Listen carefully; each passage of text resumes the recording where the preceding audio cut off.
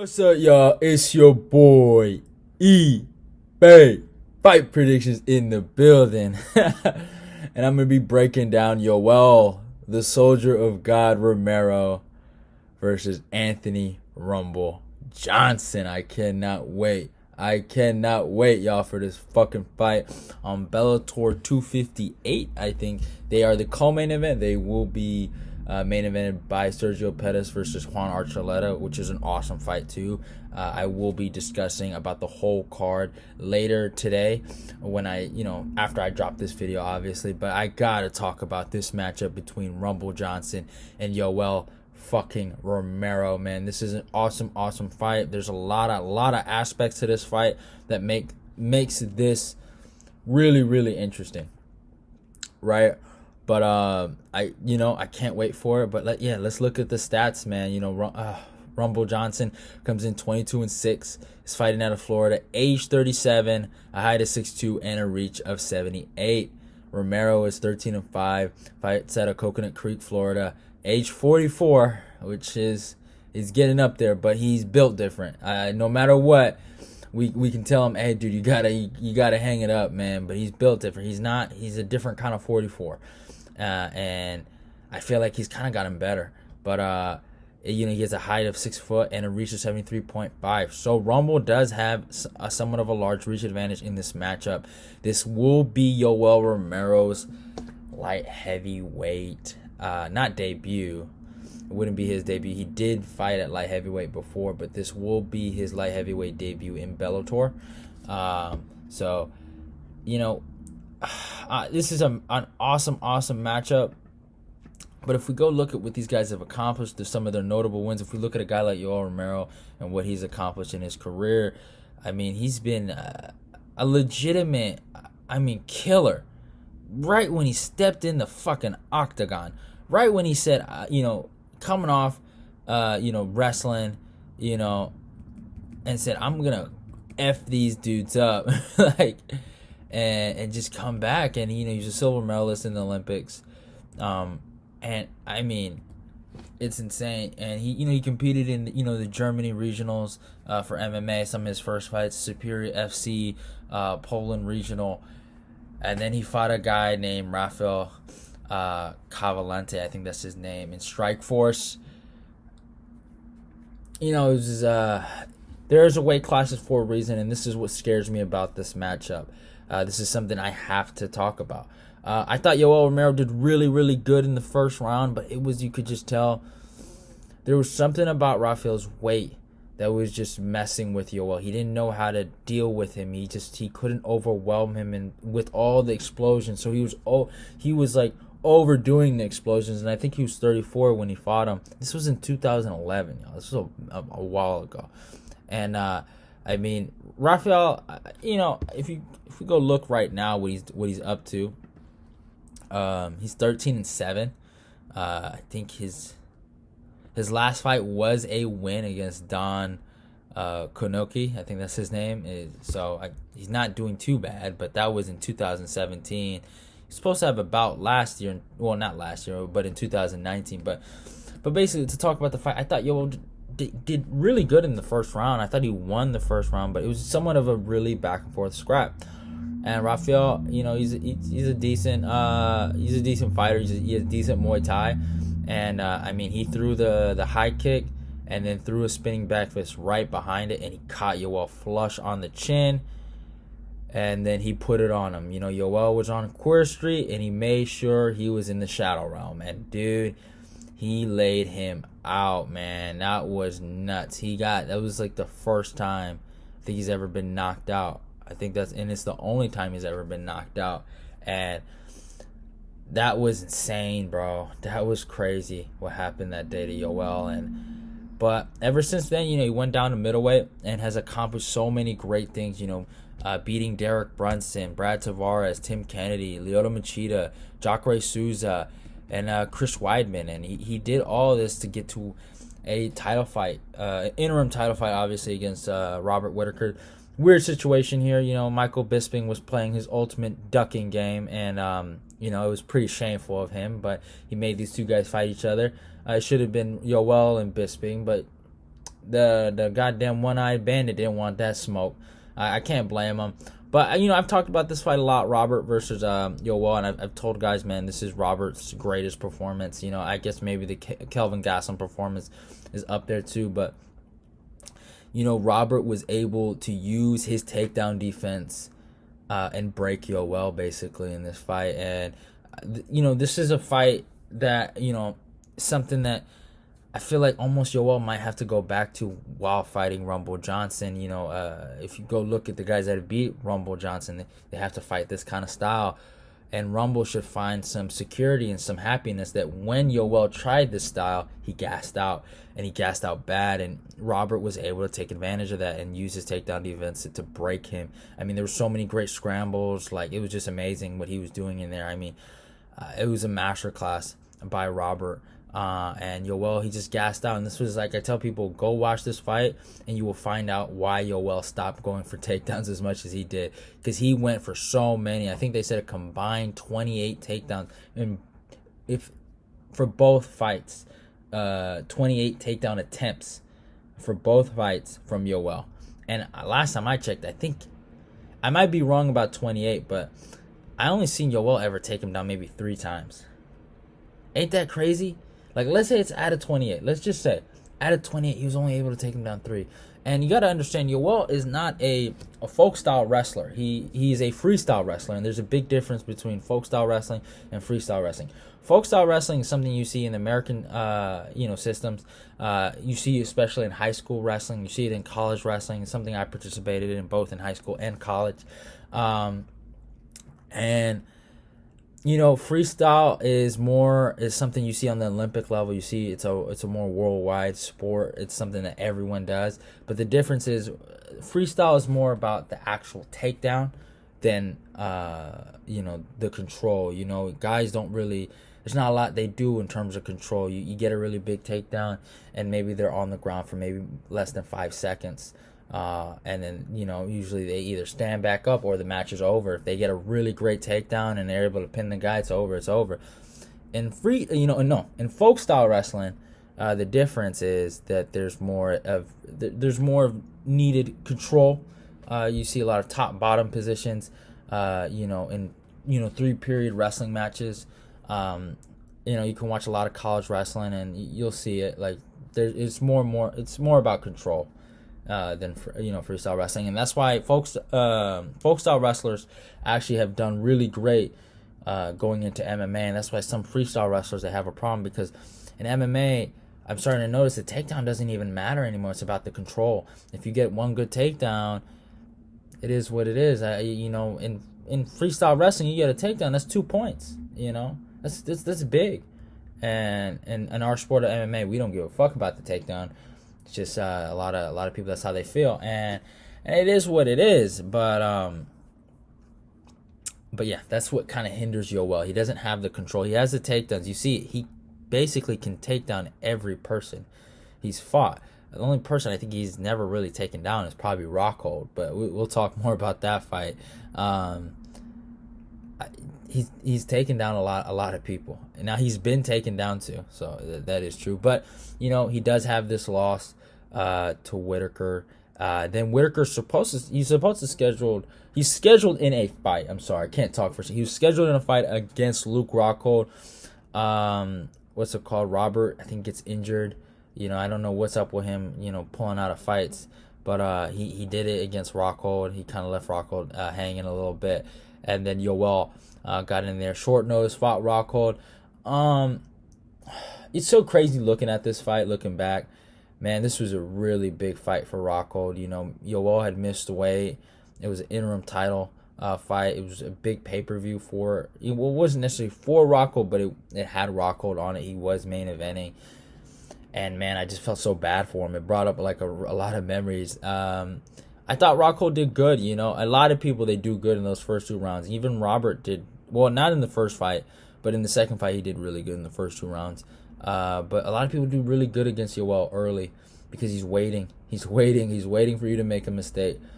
He's just waiting. And Rockhold he's peppering with a jab. He was kicking his leg a lot. Rockhold did break his shin actually in this Yoel fight, and I think he famously said it's like kicking steel when you kick Yoel. But Rocco did hurt Yoel's legs. I think I remember in the fight, I was like, he was on the stool. He could barely walk. So Rocco did do some damage to his legs, and he had a decent jab in there. And he was basically, I thought he was winning the fight just being the more active fighter. But that's the thing with Yoel. He'll let you be more active so he can get that opening. And I mean, it was so beautiful the way he timed it. He almost did like a knee tap to Rocco. Then he throws the double jab, almost like just two double jab feints, and then just throws that crazy right behind it, knocks him down, and then just gave him another fucking uppercut from hell. And I felt so bad for the guy, man. That was I think he broke his jaw too in that fight. That was such a hard pill to swallow as a Rocco fan. And I liked Yoel too, so it was so hard to watch. Like, and they were beefing. Like, Rocco was talking mess to the guy, and I was like, no. Like, there were so many bad signs before that fight for Rocco. Like, he was talking mess. He looked drained at the weigh-ins. I mean, Lukey, you can't be talking like that. I like Luke Rocco, but you don't talk to Yoel like that. He was talking crazy. And then, basically, even though Yoel didn't get the interim title, he basically was the number one contender. And in actuality, that's what the interim title really means, is that you're the true undisputed number one contender. And that's what Yoel was. And he fights Robert Whitaker a second time. I've talked about this fight a lot. If you want more in-depth things about these two Robert Whitaker, Yoel Romero fights, go check out my Robert Whitaker versus KG breakdown. I know I didn't get the prediction right, but I thought I did a pretty good job on the video. But yeah, I thought Rob looked good in the first two rounds because, Yoel didn't do anything. Yoel was just kind of waiting. And then Yoel finally, he put the gas on the pedal. And, he put it on Rob. He hurt Rob bad, man. In the third round, he drops Rob. There was more of like a back and forth in that third round. Then the fourth round, he hurts Rob too, makes him do the chicken dance. He started doing the step back. He was dancing in there. And then that fifth round, man, he was lighting him up. And then he drops him. He dominates the whole fifth round. That was his round. And does his thing in that fight. But the judges, they gave it to Rob. It was via split decision. I thought Yoel won that fight. A lot of these fights we're about to talk about are some losses, and I kind of disagree with some of them. I'm not gonna lie. I am not opposed to people saying I'm wrong about it. I feel like the Robert Whitaker fight was super, super close, and I'm okay with a draw. I'm okay with that, or Yoel winning. But it's just something with Rob winning. It just doesn't sit, because he just didn't hurt Yoel. I know he threw some really good high kicks. I'm not gonna take that away from him. He was peppering him with the jab. The jab was money in that fight, but Yoel was never on his ass. Okay, Rob was face down, ass up. I'm sorry, but it is what it is. And then he fights Paulo Costa, man. This was a great fight. And I know I'm probably going to piss a lot of people off. This is where I might start pissing people off. I thought Yoel won this fight too. But this is the one fight I'm okay. I wasn't too mad at it. I get it. Costa was going forward. They like that. But I thought Yoel grew so much from those Robert Whitaker fights. Like, you can really tell the Yoel that fought Robert Whitaker in the second fight is not the same Yoel that fought like Chris Weidman. Even though you can be like, oh, he had a better performance, he just was he became a real legitimate, elite top 5 veteran, that could take these young guys to deep waters. And that's what he was doing to Paulo Costa. The only thing is, if he had 2 more rounds, he would probably have, a lot of success. But that first round was nuts, man. They both dropped each other. That was crazy. And Paulo Costa just a fucking marauder. But I thought Yoel, like I said, had learned so many things from those Robert Whitaker wars. He was applying it in the fight. You can't, Yoel, as a wrestler has decreased, but as a striker and just his boxing, I mean, I've just seen it. He's just getting better. He was peppering Costa with the jab, and there are moments in the beginning of each round where Costa does really good, and then Costa takes like a 2-minute break basically at the end of the second and at the end of the third, where Yoel's taking over and he's just hitting him more times in the face. I know you can be like, oh, those were like you can say pillow punches, right? But like, are you really gonna tell Yoel Romero that he has fucking pillow hands? You're not gonna say that shit. So he's just, and you could see, you look at Yoel's face and look at Costa, like, I'm sorry, right? So he was peppering him with a jab. He was hurting him with the uppercut. He was throwing the knee, but the jab was money, though. And he would set it up. He'd throw the jab, then the lead hook, then the cross. He was just doing so many. It's a lot of dirty boxing, too. A lot of, the sin collar grips and just lighting him up. And then he took him down, which was pretty dope. But I'm not going to lie. Costa did have a cool moment in the fight. I think it was in the third round. Basically, what happened? I think this is one thing. I never understood why Romero did this. He had him against the cage and he let him go, and so Romero goes in the center of the cage. Costa's like, oh, okay, and then he does like the salute, bow, and then he just throws that right, and he hits him. That was kind of cool. I ain't gonna lie, that was cool from Costa. Sober Costa though. That was sober Costa. The Costa that fought the skinny guy. That dude was drunk. All right, I don't care what nobody said, but that was cool from Costa. And it is what it is. I still think what Yoel was doing in there with the jab, the output, and he got another takedown in the third, I felt like kind of won him that fight, but it was really, really razor close. I can really see both guys winning that fight. I did not have a problem with the decision. I just wish Romero got his hand raised, but it is what it is. And then he fights this dummy. Luckily, Romero got another title shot, and he got to main event another UFC pay-per-view. This wasn't too long ago. This was just last year. This was right before COVID hit, and we had to do the quarantine and shit. He fights Israel Adesanya. I call him Titty Boy. I call him Skinny Guy with the belt. I call him a lot of things. But I will say one thing. He lost this fight. All right. Yoel had his way with him. And the funny thing is, Yoel, he stood up with him. He didn't even take the punk down. He took him down like one time. I don't care what nobody says. I thought Yoel won rounds 1, 2, and 5. Okay? It's that simple. He had so many explosions that won him the round with way more output and way more. He had flurries. This first round where he cocks it back and he gets the overhand and he hits Izzy, and Izzy was like, and there's Izzy was doing all this talking before the fight. I'm gonna be the first one to really finish him properly. What else was he saying? Like, no, I'm gonna put like appropriate pressure, my kind of pressure. Goes out there. He thought about it, dude. You can see he tried to kind of pressure him a little bit, and he was like, "Oh snap! This dude's about to sun me." He knew he was about to get sunned. Instead, he got outclassed and outskilled in there. But it was disgusting when I saw that dude. But it is what it is. I don't blame Yoel. I blame Adesanya. But yeah, he hit him with the counter right, basically the overhand right. He gave him a knot at the end of that fight, and I know people say, "Oh, he came out there scratched." No, he had a knot. Okay, he had a knot on his head. I seen that. But yeah, in the flurries in the second. Now Izzy did take over with the leg kicks in the third and the fourth. I don't take that away from him. Then Yoel did get a crazy, like, no matter what you say about Yoel and his wrestling, it still looks world class. I love every time he goes for a take. It's super athletic. It's super clean. It's super beautiful.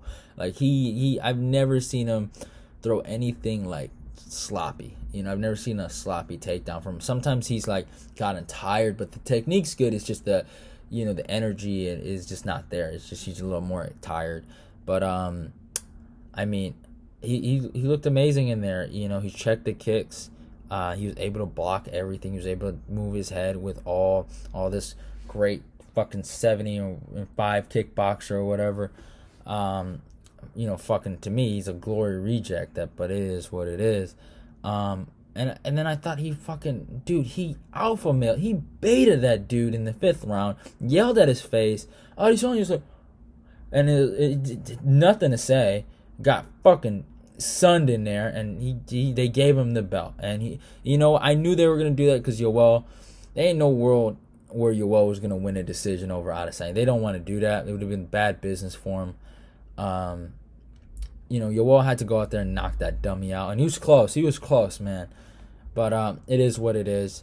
I thought Adesanya lost that fight. I know it's probably gonna piss some people off, but it is what it is. But yeah, that was his last fight in the UFC. Adesanya ended up getting the W. He ended up taking the L. And then he gets a bout with Uriah Hall that gets canceled. And then he gets released from the UFC and gets signed to Bellator, it is what it is. But Romero, man, the guy's a killer, bro. He can't hate. When you just look at his fights, he's just a killer. But if we look at a guy like Rumble Johnson in this matchup, now Rumble, he is an X factor. And by the way, this is a tournament. I didn't even mention the fact this is a tournament, and they are the last bracket in the 1st round. And this tournament is crazy. If the winner of this fight is gonna fight Nemkov, and then you got Corey Anderson and Bader. I didn't even mention that. I guess I'll mention it right now. But that tournament is gonna be fucking wild. And to see who wins that tournament, and especially this fight, is super influential, because I feel like this is the fight of the I don't know how to describe, the 2 MVPs of the tournament are basically fighting each other. The most decorated, valuable guys. I love Corey. I like Nemkov a lot, but dude, man, Johnson and Romero are killers, man. They're killers. But if we look at, I did a 5-fight film study breakdown, and we started off with the DC fight, man. This was the first DC fight. This was UFC 187. Crazy fight. Underrated fight and underrated rivalry between Rumble Johnson and DC. This is crazy. Rumble was coming off. We can look back. If we talk about real notable wins before we talk about that DC fight, Gustafsson, Alexander Gustafsson in his hometown knocked him out. Antonio Nogueira, Phil Davis, did a lot of crazy things. Then fights Andre Arlovsky in another promotion, and it beats David Branch, and he does have the loss of Vitor and Josh Koscheck. He has those losses on his record, but man, the guy has accomplished so much, and he put himself in a great position in this DC fight, and he was supposed to fight John, and then John was being a crackhead and wasn't doing his thing, but it is what it is. But great fight. Rumble did great in this first fight. He did great in both fights, actually. He staggered DC in that first one, dropped him. When I was watching it live as a youngin', I thought DC was about to get knocked out. DC's my boy, and this was this was one of the GOAT picks from your boy Eba. I picked DC to get this done, and DC was the underdog in this fight, and all the kids at school thought I was crazy. But I told him, Rumble Johnson, he lose to them AKA boys. Josh Koscheck had his number, and DC about to have his number. But it is what it is. But yeah, he gets dropped, and there was a lot of crazy fucking brawls and things. And these are things that Romero's going to have to look at. He can't get caught up in these just exchanges. And DC knew it. And every time it got too crazy, and anytime Rumble threw a body kick, he got the single. And that's something that Romero's going to have to do. He's going to have to take this guy to deep waters, and he's going to have to kind of wrestle him a little bit. He's going to have to wrestle a lot more than he's done in his last 2 fights. It's imperative. He has to. This is the only way he's really going to beat this guy, because he does have a former Olympian on his record. DC beat Rumble, and DC's an Olympian. So if I'm Romero, I'm looking at the fact that DC had so much success. DC picked this dude up, dude, and just threw him around. Now Rumble, he stuffed some takedowns. He had some success out there, but when he got double legged, he got picked up, bro. All right, DC, if he really wanted to be an asshole, he could have, honestly, straight up, he could have walked around the octagon and slammed him, but he didn't do that. Luckily, he didn't do that. But he kind of did it. And, I mean, he was breaking Rumble, and it was getting sadder and sadder to watch, and Rumble was gassed, and, you know, it was almost like a humble tapping. And he was like, just leave me alone, bro. Like, DC put it on him, and that was a hard fight for Rumble. You know, he basically quit. And the thing with DC is DC knew him from the wrestling days. You know, Rumble does have a wrestling background, so this is what makes the Romero fight really interesting to see how the dynamic is going to be. But you know, DC knew him from wrestling, so he you know, he wasn't scared. He knew that you're the same kid I beat up on the mats. You're gonna be the same guy I beat up on the octagon. You know, it is what it is. And you know, it's actually interesting. You know, he was actually scheduled to fight Jan Blachowicz Rumble after that, but it got canceled. Imagine that, Rumble versus Blachowicz. Man, that would have been crazy. But he fights Jimmy Manuwa. I mean, he fucked Jimmy Manuwa, bro. I feel so bad for Manuwa, man. He got fucked up here, man. Manuwa had no success. He got, dude, and it was crazy. Rumble is a really good wrestler. You know, and Rumble went up against Manuwa, picked him up, slammed him in the first round, kept him there, and then in the second round proceeded to knock his fucking ass out. And that's something that we see regularly with Manuwa and later in his career. But I mean, it was different. It was different when Johnson did it to him. It was a lot different. And you know, Manuwa kind of made somewhat of a comeback. I remember he beat Corey Anderson and OSP, I think, right, back to back. So it is what it is. But you know, yeah, he showed that he has a level of wrestling. You know, that was the number one thing. Then he gets matched up with Ryan Bader, who's also in this Bellator tournament. And Bader's fight IQ went out the window and went for one of the most, I mean, fucking, you could see the takedown a mile away, single leg. He goes for the single, gets sprawled on, fucking, you know, Rumble takes his back, you know, basically does the airplane spin, gets there and just pounds him out to death. I felt so bad for Bader. Imagine having Rumble on top of you and he's just destroying you. I was like, fuck, man, that was terrible for him. And he got, yeah, that was a quick night. It was a quick night for him.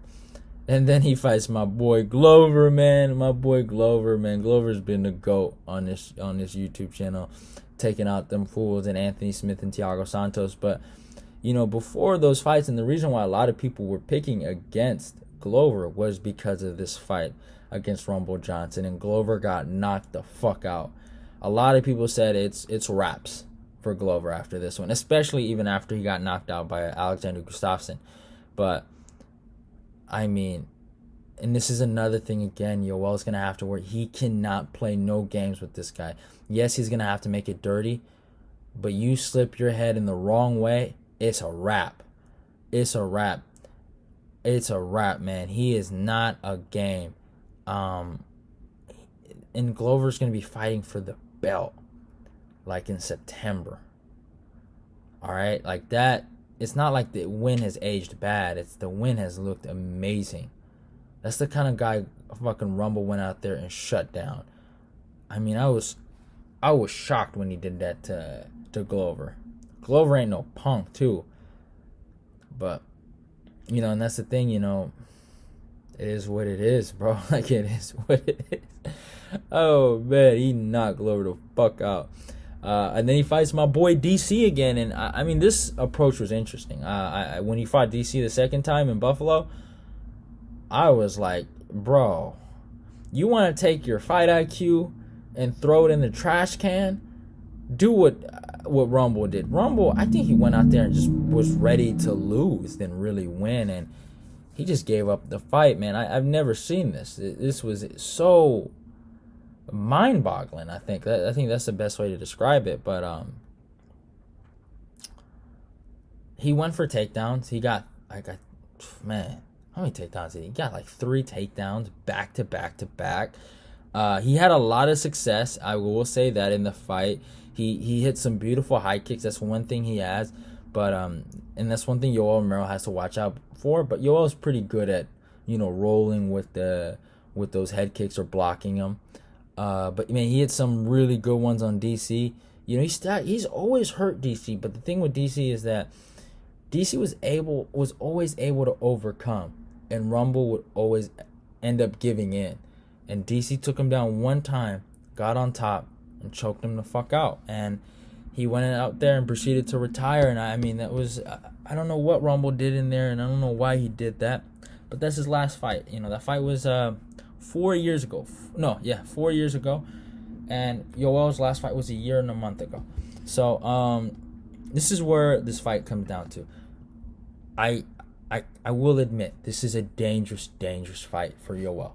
This is a guy, even though he is 37 and he hasn't fought in like 4 years, this is a guy, last time he fought an Olympian, right? He got fucking manhandled. He got, you could say he got fucking molested in there, man. He went out there and quit. You don't think he wants to get that back? You know what I'm saying? You don't think he looks at Yoel Romero as another wrestler that's in his way? You don't think he looks at Romero as kind of like DC? This is going to be big time motivation to go up there and knock his fucking ass out. That's what Rumble wants to do to Yoel. And he knows he can do it. And he wants to prove a point that he's back and this tournament belongs to him.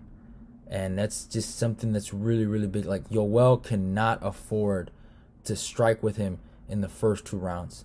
He cannot. He has to make it in the clinch. He has to make it dirty. He cannot let this guy get what he wants and basically get off any combos. Make sure, like, anything he does, he throws a body kick, you catch it with a single. You don't let him get away with nothing. He's going to try to throw leg kicks to the lead leg. You check those motherfuckers, Yoel. If you don't do that, he could get knocked out with the high kick. He can get knocked out with the uppercut. And he can get knocked out with the left hook.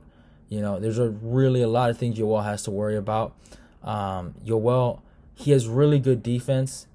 But in the Paulo Costa fight, I mean, the hook, he got caught. He did get dropped in that fight. I truly believe he was hurt for a little bit. But he recovered really well. And here's the thing. The fact is the fact. The last time he went up to light heavyweight, he got knocked out. Weight is for real. He's going to have a speed advantage, but he's not going to be the strongest guy. And a lot of the guys were getting bigger. Paulo Costa was a bigger middleweight. Rumble Johnson is humongous compared to Yoel. He's taller. He has longer arms. He's probably going to be bigger. And the crazy thing is, Rumble used to be a welterweight. So it's wild, the world we live in. But, I mean, Yoel better watch out. He has to watch out. And that's one. I can see Yoel getting knocked out. That's a way I can basically see Rumble winning the fight, is catching him. But I will say one thing. I do see Yoel winning this fight. And a way I can see him winning this fight is he has to take him deep waters. I mean, he's going to have to put on them wrestling shoes again. He's going to have to go look at that first Robert Whittaker fight and tell himself to his face, I'm going to have to do this again. I need Yoel to give me 30 takedowns against this dude. I know, and I know it's not his thing. I know it hasn't worked out for him all the time. But for this opponent, he's going to have to do it. Nemkov, no, you don't have to do it. Corey Anderson, no, you don't have to do it. Bader, no, you don't have to do it. You can be like kind of like the takedown defense guy. You can play sprawl and brawl with those guys. Him, you have to put it on him. You have to take him to deep waters. I know Yoel has that fight IQ. I know he does. And I know if he believes, he will achieve, man. I know if he does. And I think Yoel would take Rumble into deep waters. And I think he will get a 3rd round TKO over Rumble Johnson at UFC Bellator 258. I'm going with the Soldier of God, Yoel Romero. I just think Rumble it's been a minute. He's gonna have nerves. He's gonna make rookie mistakes. 4 years now. Those rookie mistakes of him like throwing all his energy could still knock out Yoel. That is a big possibility. But at the same time, I think Yoel has been more active. I know he's older, but I think he still has. I feel like he has 3 really solid years left, and then it's a wrap. I think it's a wrap. But I think he has 3 solid years left. I think light heavyweight was a good move for his age, and I think as a veteran, and even though Rumble has more fights, Yoel has been an elite level wrestler, and he knows that at the elite level, it only takes little things. It only takes little mistakes, and if he can just make Rumble make little mistakes, take him to deep waters, get him tired, and make him quit. Here's the thing: I've seen Yoel get tired, and one thing I never saw Yoel quit. There's a difference between getting tired and quitting, and getting tired and keep trying. I saw him in that Robert Whittaker fight try to win, and he just couldn't do it. In that first one where he got tired, he got dropped. He could have turned his back. He could have gave up his back and got submitted. Instead, he was fighting positions. He was trying to maintain full guard. He was trying to stop Whittaker from hurting him. Rumble gave up his back. His coaches were pleading with him not to quit. Okay, Henry Hooft was begging him not to quit, and he went out there and quit to DC, and he went out there again, fought DC twice and quit again. Romero was gonna beat this dude, 3rd round, fucking TKO. My boy Yoel is getting this done. Hope you guys enjoyed the video. I know it's a bit of a long one, but I had to give one something special for Bellator in this great fight. But hope you guys enjoyed it. Love y'all and goodbye. Also, don't forget to follow me on my Instagram. Don't forget to follow me on my Twitter. If you're new, subscribe. Go click the link. No. What was I saying? Dude, I lost my brain. If you're new, subscribe. Go click the like button. Go click the notification button. Share this video. Let's get this eBay Fight Prediction Nation growing. I'm sorry, y'all. Your boy is tired, but it is what it is. I had to get this video done. Hope you guys enjoyed it. Love y'all. And goodbye. Muhammad, the best defense in the heavyweight. The best move in the heavyweight. But Shorty man did it boxing. He beat him one time.